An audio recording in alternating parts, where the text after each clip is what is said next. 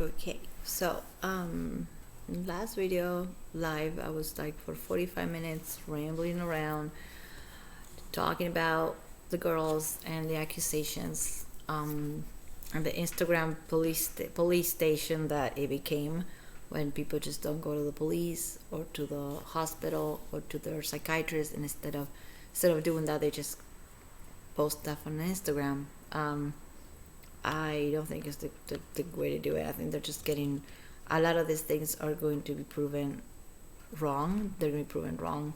Maybe half of them, maybe all of them. I don't know. And defamation is a real thing, and false testimony is a real thing too. But I guess testimony, when it comes to just posted on Twitter or Instagram, is not really considered a testimony. So they're not going to get in trouble for false testimony because it's not a testimony. So on Instagram, and people saying that YouTubers or people or anybody are taking things on Instagram as proof. Well, guess what? The girls are using Instagram, so it's fair game. It's just fair game. It's fair game for the Tavon to post something positive about her ex-husband, as somebody posting something negative about him. It should be fair game. The thing that pissed me off was that the Tavon had to take her post down. And I'm saying had to because I feel like it wasn't all up to her to do so. And the post was not like kissing his ass or anything, but it was pretty much like he was never like this with me. If he was with me, like it wouldn't be like that. I wouldn't marry him. I wouldn't stay friends with him. She believed the accusations are false. They still friends. She's not saying, "Oh my God, he didn't do this before or after me." She's just saying when he was with me, he didn't do none of this. And so why she have to take the post down? It wasn't probably her PR person. Maybe she's not completely in charge of her Instagram. I don't know why, but I was kind of disappointed and kind of like bummed out at the fact that she had to, because it seems like we cannot talk in a positive light about this guy without being labeled enablers, or we don't care about women getting tortured and we don't care, which is, or no, we do care. I do care. It's just that I'm not gonna just believe everything I see on Instagram or on Twitter. I'm not going to, and that doesn't make me pro Manson. It doesn't make me a fanatic. It doesn't make me. I don't even like his music. I like him as a painter way more. It doesn't make me a fangirl or an obsessed or a groupie. It doesn't make me an enabler of domestic violence. It just makes me a person who I am not gonna believe everything I see on a platform like Instagram. Instagram is to take pictures of your cup of coffee and post the location where you have dinner, and Instagram is for that type of stuff. I don't know when Instagram became this legal platform for people accusing people in general of rape, torture, giving them drugs, human trafficking. I don't know, something so messed up and so serious as human trafficking posted on Instagram. It just seems like it kind of seems like a joke. It takes down the credibility and the seriousness of the problem. If it's something, it makes it into something shallow and trivial, which is not. So if I'm going to believe whatever is on Instagram, then I'm going to believe everything is on Instagram, and I'm going to believe the positive stuff that people say about Manson too, not just the negative, because otherwise there's a different, it's not equal. So if they're using Instagram as their personal police station, then I can use it as well. Any of us can use it to defend him, even if I don't go on there to defend him. But I'm just saying, like, so I already played the video of Love Bailey and what she says about Manson putting a gun to her head, and Manson having a cage in his room and having paintings all over the floor, like that's illegal or something. And the paintings were dark. Again, not illegal, not a crime. And having a wasted girl on the bed, again, maybe not cool, not a crime either. To have stained sheets with stains that of you know what, yeah, kind of gross. He should wash his sheets more often. Again, not illegal. Nope. What I'm gonna go and read is something. Okay, this is Rolling Stone magazine, but of course I don't have the magazine because who does? I'm reading online, and this was published in 2016. Okay, and it's about Evan Rachel Wood and Westworld and her character Dolores. I love that show, and it's about the show. So Rolling Stone magazine goes like this. This is the interview. It's a bit. I'm just gonna skip kind of like to it. Um, she recently moved knowing almost no one. The single mom. She's always make sure that she says to anybody that's listening that she's a single mom. I don't know. I'm a single mom too, and I don't have like a battle of like babysitters and nannies and people helping me out, but it's okay. It's what we do. It's fine. But I mean, I don't know. She sometimes it seems like she's wearing the badge of being a single mom, like it's something that is, that's gonna make her a better person because she's a mom, and it doesn't make you a better person that you're single or a single mom. It doesn't. There's a lot of single moms and a lot of moms and dads out there that become serial killers. So being a single mom or a single dad doesn't make you anything. Just makes you a single mom. Anyway, she just pissed me off. But she has such a. It's all about her victim mentality that I think this started way before Manson. I think she's been like this her whole life. But Manson is a good scapegoat and a good easy target for all this stuff because he's a weirdo. So, which again is not illegal to be a weirdo. Okay, Westworld has been, by the most accounts, a breakout success. The showrunners and HBO warned me, your life is probably going to change after this, which it did, because the show became so big, right? That's what she's trying to say. A strange advice to give to somebody who has been in the business for more than 20 years. Correct nonetheless, I couldn't handle all the attention when I was younger. This is Evan Rachel Wood saying this. I couldn't handle all the attention when I was younger, but I feel like I'm in a place where I'm not going to collapse under pressure these days. Dolores, a heroine who seems poised to drop her damsel in distress, she's a robot and all that, Westworld people know what I'm talking about, forgot the baby blue eyes and the long limb gracefulness that seems very old Hollywood.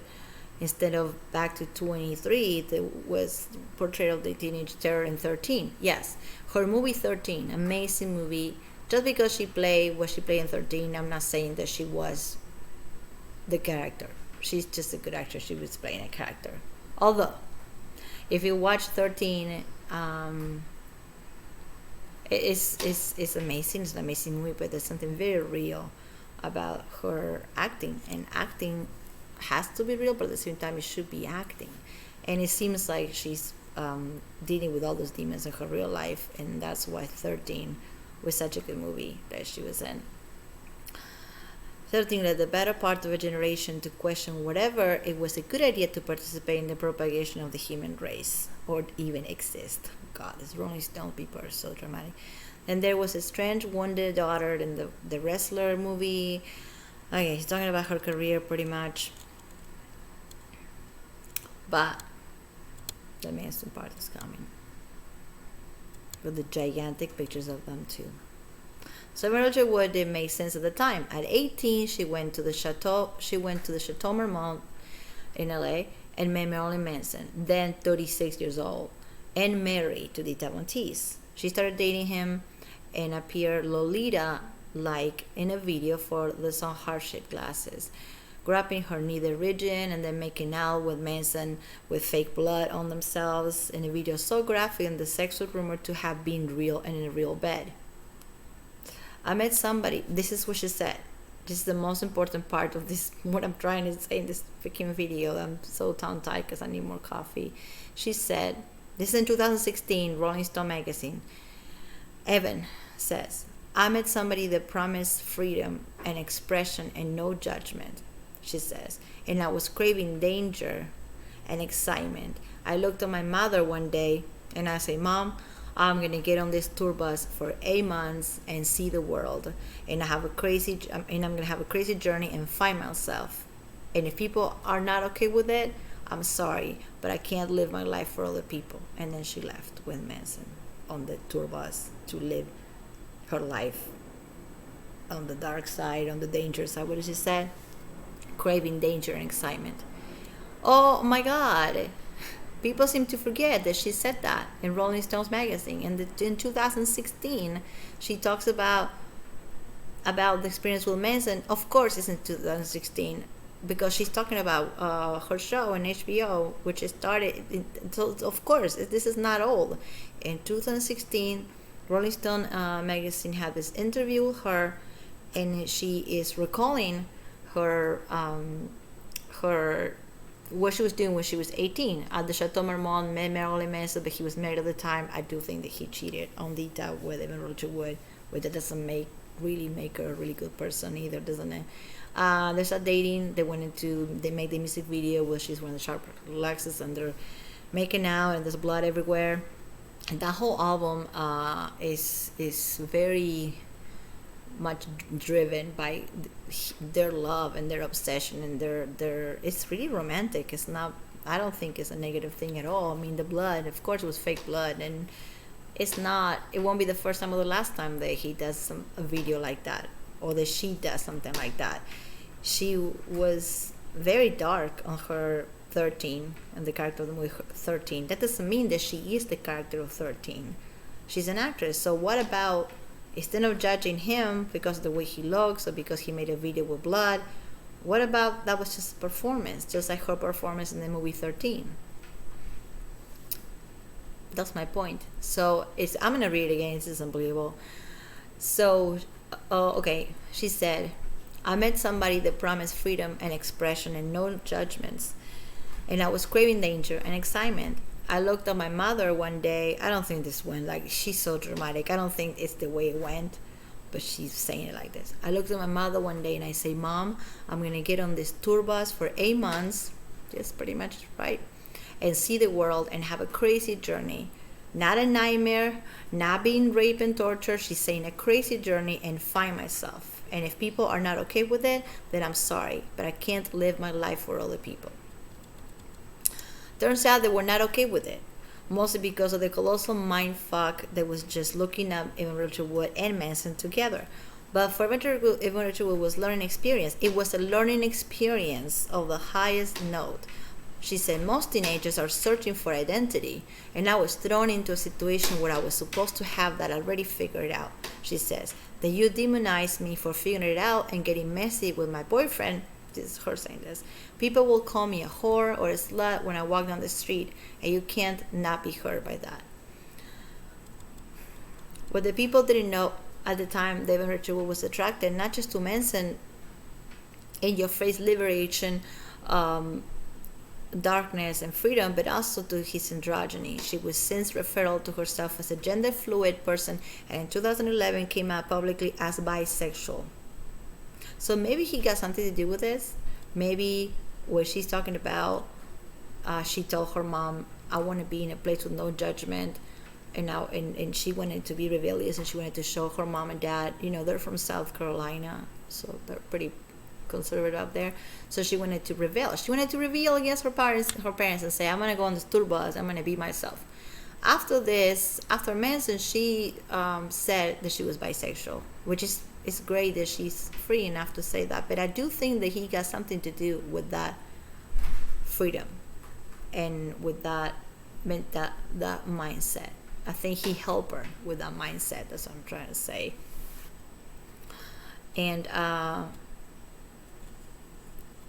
then, in the same interview, 2016 Rolling Stones, she said she had a suicide attempt at 22. The best/worst thing that ever happened to me, because it did not work. She's more suspect about the abuse, but admits it was a physical, psychological, sexual abuse. Yes, she wrote, I've been raped by a significant other while we were together, and on a separate occasion by the owner of a bar. I don't believe we live in a time where people can stay silent any longer. Okay. In the same, did you see what she said about Manson in the interview? Freedom, no judgment, danger, and fun. Tour bus for 8 months. Mom, I'm going. I don't give a fuck if you don't like it. Mom, Dad, I'm going. This is my boyfriend. I'm proud of him. Okay. I believe that. And then she goes, talk about the rape that happened. She said, by a significant other and by the owner of a bar. Why nobody's going back to this interview? This is like, this is such a mind fuck to me. I read it last night. I was half asleep and I'm reading it again right now. And this was written in 2016. So it's not just him, supposedly, allegedly the raper. It's also an owner of a bar, somebody who owns a bar. I don't know, a bar where in LA or her hometown, I don't know. But at 22, she's so young. She's still so young. How come all this stuff happened to her between 19 and 22? You know? And she's saying, I've been raped by a significant other. And on a separate occasion by the owner of a bar. I don't believe we live in a time when people stay silent any longer. This is the same interview that she just said, just right there, how much free she felt when she was with Manson. And he gave her the sense of danger and freedom that she was looking for. Your demons never fully leave, but when you're using them to create something, it's almost give them purpose, and it's worth it. She's talking about her creation, about the character Dolores and Westworld, and how did she use her demons and her past in order to create a good character. It's a great show, and it's a great character. I do not like her as a person. I don't like what she's doing, what she's been doing. I don't like that she forgets that people can go online and read this, and then she's talking about being raped by a significant other and by an owner of a bar. I don't think Manson owns a bar. And then she's saying all these good things about him and how he helped her out, he helped her find herself, and comments out as bisexual. There's another interview or article, to be precise, that she talks about how he was supporting of her music, because everybody was like, oh yeah, you cannot, but you cannot sing. You're a good actress, just don't sing, just act. And Evan Rachel Wood was very much into singing and doing her own music. And Manson, she's saying this, not me. Manson help her out, like give him a record deal, but was really supportive. He was a very supportive boyfriend. She said this on her own words. And then she goes on to talk about rape and about bisexuality and being gender fluid and all that stuff. How can she, in the same interview, say all these good things about him and then say that she was raped by somebody who she doesn't want to name, and also by an owner of a bar owner? Where, if it's just a bar owner, then why not say it? Say the name of the guy, or the name of the bar. If it's just not a big person like Manson, what would you say? 2 occasions, one by a boyfriend, another one by a bar owner. Simply, I just don't believe any of this happened the way she said it did. Period. I mean, if I'm wrong, I'm wrong. I'm gonna wash my face and my mouth with soap and bleach. But I think she doesn't have her story straight, and I don't know why. Because with the other girls, I can see that do it for money, for publicity, for attention. Evan Rachel Wood has an awesome career. She's so big. She doesn't need a new role. She doesn't need a new role in a movie. She has plenty of money. But the attention that people give you for being a victim is a big high. It's almost like a drug, and you can't get enough of it. Will you be famous for being a villain? Will you be famous for being neutral? Like, I'm a neutral person. No. You get so much attention if you are a victim. You get so much love for strangers around the world.